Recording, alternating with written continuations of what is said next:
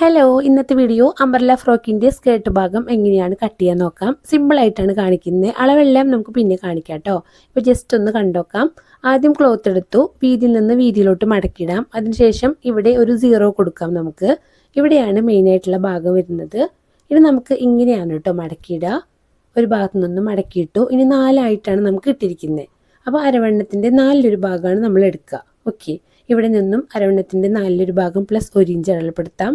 ഈ ഭാഗത്തും അടയാളപ്പെടുത്തുക, സെൻറ്ററിലും അടയാളപ്പെടുത്തുക. അതനുസരിച്ചിട്ട് ടേപ്പ് ഇങ്ങനെ നീക്കിക്കൊണ്ടിരിക്കണം. ഓക്കെ, ഇനി വരച്ചു. ഇനി താഴെ എത്രയാണോ നമുക്ക് സ്കേർട്ട് ലെങ്ത് വേണ്ടത് എടുക്കാം. അത് ഫ്രോക്കിൻ്റെ യോക്ക് ഭാഗം കഴിച്ച് ബാക്കിയുള്ള ഭാഗമാണ് ഇവിടെ വരിക കേട്ടോ.